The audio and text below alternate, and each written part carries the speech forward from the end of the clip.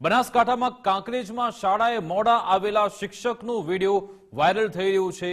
શિહોરી દેવપુરા પ્રાથમિક શાળાના શિક્ષક મોડા આવતા વિદ્યાર્થીઓ પરેશાન થયા હતા। શાળામાં મોડા પડેલા શિક્ષકોનો વાલીઓએ ઉધડો લીધો। શિક્ષક ન આવ્યા ત્યાં સુધી શાળાની બહાર વિદ્યાર્થીઓ રાહ જોતા રહ્યા હતા। શિક્ષકે શાળાનું તાળું ખોલ્યું, ત્યારબાદ વિદ્યાર્થીઓ ભણવા માટે ભેગા થયા।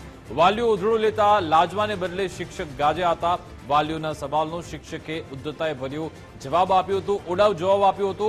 મોડું થાય તો વિદ્યાર્થીઓ થોડીવાર ઊભા રહે તેવું શિક્ષકે કહ્યું હતું અને ક્યાંક થોડું મોડું પણ થઈ જાય, 11 પણ વાગે અને 12 પણ વાગે। દેવપુરા પ્રાથમિક શાળામાં ધોરણ 1 થી 5 સુધીના વર્ગખંડ ચાલી રહ્યા છે। શાળામાં માત્ર 2 જ શિક્ષક છે ને તેમાં પણ એક શિક્ષક રજા પર હતા અને બીજા મહાશય લેટ આવ્યા। મોડા આવતા શિક્ષકો અને શિક્ષકોની ઘટને કારણે વિદ્યાર્થીઓના અભ્યાસ પર સીધી જ અસર થઈ રહી છે।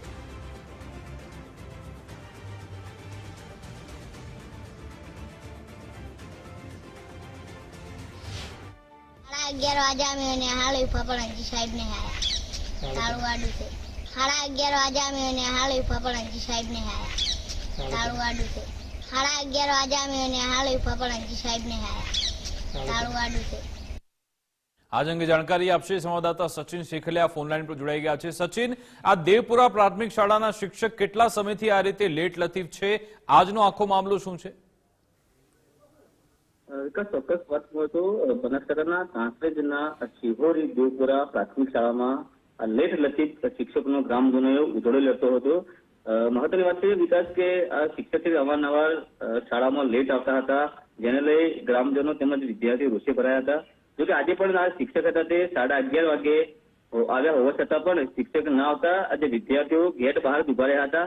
તેનો સોશિયલ મીડિયામાં વિડીયો પણ વાયરલ થયો હતો। જોકે ગ્રામજનો તેને અવારનવાર રજૂઆત કરવા છતાં પણ શિક્ષક છે કહી રહી છે કે હાલ ચોમાસાની સિઝન ચાલી રહી છે જેથી લેટ થવાઈ રહી છે। જોકે વિદ્યાર્થીઓ પણ કહી રહ્યા છે કે શાળામાં અમે 11 વાગે પહોંચી જઈએ છીએ, પરંતુ અમારા શિક્ષક છે તે 11:30 વાગ્યા સુધી પણ આ સ્કૂલમાં પહોંચતા નથી, જેના અમારે બહાર ઉભું રહેવું પડશે। મહત્વની વાત એ છે કે 1 થી 5 ની આ શાળામાં આવેલા છે, માત્ર 2 શિક્ષકો છે। અવારનવાર એક શિક્ષક હોય છે તે રજા પર હોય છે, તેઓ અત્યારે સામે આવ્યું છે। જોકે આ લેટ લતીફ શિક્ષકના કારણે જે શાળાના વિદ્યાર્થીઓ છે તેમને અત્યારે અભ્યાસ માટે મોટી અસર થઈ રહી છે। વિકાસ, બિલકુલ આભાર સચિન, તમામ જાણકારી આપવા બદલ। અમારી સાથે ન્યૂઝ રૂમથી ધર્મેશ વૈદ પણ જોડાઈ ગયા છે। ધર્મેશ, આપણી જે ગુજરાતની જે શિક્ષણ વ્યવસ્થા છે તેમાં ઘણીવાર બાળકોનો જે પાયો છે તે કાચો રહી જાય છે, ડ્રોપ આઉટ રેશિયો છે તે પણ તેના પણ કિસ્સા સામે આવે છે, વિદ્યાર્થીઓનો અભ્યાસ બગડે છે। તેની પાછળના બધા અલગ અલગ કારણ છે, તેમાં આ એક પણ મહત્વનું પરિબળ છે કે શિક્ષકો સમયસર પહોંચતા જ નથી અને અહીંયા તો શિક્ષક ઉદ્ધતાભર્યું વર્તન કરી રહ્યા છે પોતાની જવાબદારી સ્વીકારવાને બદલે। ચિંતન અને ચિંતા ખાસ કરીને ડ્રોપ આઉટ રેશિયો માટે થઈ રહ્યું છે કે જે પ્રાથમિક શાળાનું પાયાનું ભણતર છે એમાં ક્યાંક વર્ગો નથી હોતા, ક્યાંક શિક્ષકો નથી હોતા અને તમામ વખતે વાતો થાય છે, આક્ષેપ પ્રતિ આક્ષેપ થાય છે। પરંતુ જે બનાસકાંઠા એટલે સરહદી વિસ્તારના કાંકરેજનું આ ગામ છે અને ગામમાં તમે જે શિક્ષક આવે છે એ જાણે કોઈ પેઢી કે દુકાન ખોલતા હોય એ રીતે સરસ્વતીનું મંદિર નિશાળની ચાવી ખુલે પછી સ્કૂલ ખુલે આવી સ્થિતિ છે। તો શું બીજા કોઈ શિક્ષકો નહોતા? એક રજા ઉપર હોય તો એમની અવેજીમાં કોઈ બીજા વ્યવસ્થા કરવી જોઈએ, પરંતુ જે વ્યવસ્થા છે એ શિક્ષણ તંત્ર લાચાર હોય, કારણ કે પોતે ચાવીથી દરવાજો ખલે પછી જ બાળકો 1 કલાક મોડા અંદર જશે। આ તમામ વસ્તુના ખુલાસા બહુ જરૂરી છે અને એ શિક્ષક પણ કહે કે 1 કલાક મોડું પાવાય અને આવા સંજોગોમાં મોડું પણ થશે। આ એક બહુ બેજવાબદારીભર્યું નિવેદન છે અને આની તપાસ થવી જોઈએ અને આવા જ જેને કહેવાય કે પાયાના શિક્ષણમાં જે સરહદી વિસ્તારો છે કે અન્ય ગ્રામ્ય વિસ્તારોમાં। ધર્મેશ, આપ અમારી સાથે જોડાયેલા રહો। આખરે શિક્ષકે કેવો ઉદ્ધતાભર્યો જવાબ આપ્યો તો પહેલા તે સાંભળી લઈએ। છોકરા બાપડા દેચી ગયા અમે એમ છોકરા તો ઉભા રે 11 વાગે ઉઠી ઉભા રે 11-12 વાગે આ તો એવો નિયમ નહીં તો કોની બેહી જવાના આવો નિયમ નહીં, એવો કોઈ નિયમ નહીં। એવું એમ તમારા પાસે લેટર પેડ માં લખેલું કે 11 વાગ્યા પહેલું પેડમાં હોય તમે ખાલી સહી કરી આલો કે 11 વાગ્યા પહેલું ખોલવાનો નિયમ નહીં એવું લખી આલો ખાલી। હા, બિલકુલ, એટલે કે ધર્મેશ આ શિક્ષક છે તે ઉદ્ધતાભર્યું વર્તન કરી રહ્યા છે અને એવું લાગી રહ્યું છે કે આ પહેલી વારનું નથી, કારણ કે વાલી પણ અહીં આ સાથે પહોંચ્યા હતા. એનો મતલબ કે અગાઉ પણ આ શિક્ષક છે આ રીતે ગેરહાજર રહેતા હશે, લેટ આવતા હશે. પરંતુ સવાલ એ છે કે આવા શિક્ષકો હજુ પણ કેટલા ગુજરાતમાં છે ને તેની સામે કોઈ દંડાત્મક કાર્યવાહી કેમ થતી નથી? ગુજરાત ફર્સ્ટ ઉપર અત્યારે આપણે જે દર્શકોએ જે જોયું, આ સૌથી મોટું સબૂત છે કે જે જવાબ આપી રહ્યો છે એ ગુરુજન છે. અને ગુરુજન એવું છે કે એવો કોઈ નિયમ જ નથી. તો સરકારી તંત્રમાં અને શિક્ષણ વિભાગના આ એક મોટો પડકાર છે અને લપડાક પણ છે. અને એની સામે તપાસ થવી જોઈએ ને આ પહેલી વાર નથી બન્યું.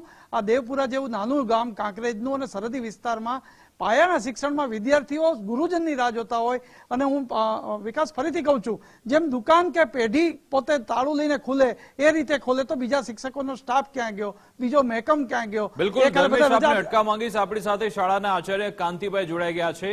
કાંતિભાઈ, આ શિક્ષકની કેમ આવી ઉદ્ધતા? એક બાજુ જ્યાં વાલીઓ અને બાળકો બહાર ઉભા છે ને પછી શિક્ષક સાહેબ એમ કહે છે કે આમાં તો લેટ થઈ જાય, 11 ના 12 પણ વાગે. 12 વાગે વરસાદ ચાલુ હોય તો કેક ના કે 12 વાગે પીવાના સર નહીં વાલવાના સર ને બધા ચાર ખોલે તો મને નોકરી કરો. બધા 12 તો મકાન બાંધીને દે આવાસમાં બધા. અચ્છા, તો શાળાનો છે શૈક્ષણિક કાર્યનો સમય તે શું છે કાંતિભાઈ? શાળાનો શૈક્ષણિક કાર્યનો સમય શું છે? મત ફોન કરજો, બરોબર? હા, ભલે ભલે. હા, મત કરજો. તો જો આચાર્ય પણ આવું જ કહી રહ્યા છે, કારણ કે તેમની પાસે કોઈ જવાબ નથી. તે કહી રહ્યા છે વરસાદનું બહાનું કાઢી રહ્યા છે, પરંતુ શું દરરોજ આવો વરસાદ હોય છે? અને આવી જ ઉદ્ધતાઈ અને આવી જે દાંડાઈ છે તેના કારણે આપણા જે વિદ્યાર્થીઓ છે, આપણા જે બાળકો છે તેમનું ભવિષ્ય જોખમાતું હોય છે, તેમનો પાયો જ કાચો રહી જતો હોય છે. સવાલ એ છે કે તાલુકા શિક્ષણ અધિકારી, જિલ્લા શિક્ષણ અધિકારી આખરે શું કરે છે? કારણ કે ઓનલાઈન હાજરીની તો આપણે વાતો કરતા હોઈએ છીએ, પરંતુ શું સમયસર શિક્ષકો અહીંયા પહોંચે છે ખરા? તે એક મોટો સવાલ છે. ન માત્ર જિલ્લા શિક્ષણ અધિકારી, પરંતુ ગાંધીનગરમાં પણ વિદ્યા સમીક્ષા કેન્દ્ર બનાવવામાં આવ્યું છે. મસ્ત મોટો રૂમ બનાવવામાં આવ્યો છે, સીસીટીવી કંટ્રોલથી લેશે, બધી જગ્યાએ ધ્યાન રાખવામાં આવે છે. પરંતુ શું આ બધા સમીક્ષા કેન્દ્રથી કોઈ સમીક્ષા થાય છે ખરા? જવાબ છે ના, કારણ કે આવી એક નહીં પરંતુ અનેક એવી શાળા છે કે જ્યાં માંડ શિક્ષક પહોંચતા હોય છે અને જે શિક્ષક રાખવામાં આવ્યા છે તે પણ લેટ લતીફ હોય છે. ધર્મેશ, જે આચાર્યનો આપણે સંપર્ક કરવાનો પ્રયત્ન કર્યો તેમણે પણ ઉડાવ જવાબ આપી દીધો. વરસાદનું કારણ તેમણે આગળ ધર્યું કે વરસાદના કારણે થોડું લેટ થઈ ગયું. પછી આપણે વાત કરીશું, એટલે કે તે જવાબદારી પણ પોતાની સ્વીકારવા તૈયાર નથી. શું આવા શિક્ષક, આચાર્ય, આવા જેટલા પણ લેટ લતીફ અને ગેરહાજર રહેતા શિક્ષકો છે તેમને હટાવવામાં આવવા જોઈએ? વિકાસ આચાર્ય જ છે, એનું નેતૃત્વ જ આવું હોય તો જ એ શિક્ષક જવાબ દઈ શકતો હોય. પોતે જો આપણે દર્શકો સામે જ્યારે આપણે એમને ફોનથી સ્પષ્ટતા માંગીએ છીએ કે સમય શું છે સ્કૂલ શરૂ થવાનો, તો એને બદલે કે મોડું તો થાય, વરસાદ પાણી કે જે કંઈ કારણ બતાડતા હોય, પરંતુ સૌથી મહત્વની વાત એ છે કે એનું નેતૃત્વ જ જે શિક્ષકનું ખરાબ છે, આચાર્યનું ખરાબ છે. તો શિક્ષક આ રીતે બેજવાબદારી ભર્યા નિવેદનો કરે જ છે અને ગ્રામજનોની સામે વિદ્યાર્થીઓ, જે ભાવિ નાગરિકો છે, જે પાયાનું શિક્ષણ લઈ રહ્યા છે, એને પૂછે છે કે કેમ મોડા આવો છો, તો એમને આવો જવાબ આપે છે ગ્રામજનોને. તો આ ગામના જે જનપ્રતિનિધિ હોય, ભલે સરપંચ હોય કે તાલુકા પંચાયતના સદસ્ય કે જિલ્લા પંચાયતના ડેલિગેટ, એને પણ આ બાબતે તપાસ કરવી જોઈએ, રિયાલિટી ચેક કરવી જોઈએ, ચેકિંગ કરવું જોઈએ. અને બધા એક સાથે એક જ શિક્ષક ઉપર આ શાળા ચાલે છે કે નહીં એની પણ તપાસ થવી જોઈએ. જી વિકાસ. બિલકુલ, આભાર ધર્મેશ તમારી સાથે જોડવા બદલ, વાતચીત કરવા બદલ. તો આમાં ગમે તેની ભૂલ હોય કે પછી, પરંતુ જે બાળકો છે, વિદ્યાર્થીઓ છે, તેમના અભ્યાસને સીધી જ અસર થઈ રહી છે, તેમના માનસ પટલ પણ આવી અસર થઈ રહી છે. ને આવા શિક્ષક પ્રત્યેથી જે બાળકો છે તે પણ શું શીખી રહ્યા છે? શું આવી રીતે જ આપણે ઉદ્ધતાઈભરી વાત કરીશું, આ રીતે જ આપણે લેટ લતીફ રહીશું? કારણ કે સમયની ચોક્કસતા સાચવવી ખૂબ જ જરૂરી છે. ને તેવામાં આ જે શિક્ષક, જેમની જવાબદારી છે આ વિદ્યાર્થીઓનું ભવિષ્ય સુધારવાનું, પરંતુ તેની સામે તે ઉદ્ધતાઈભરી વાત કરે છે, ઉડાવ જવાબ આપતા હોય છે અને એવું પણ કહે છે કે જે થાય તે કરી લો, અમે તો 11 ના 12 પણ વગાડીશું.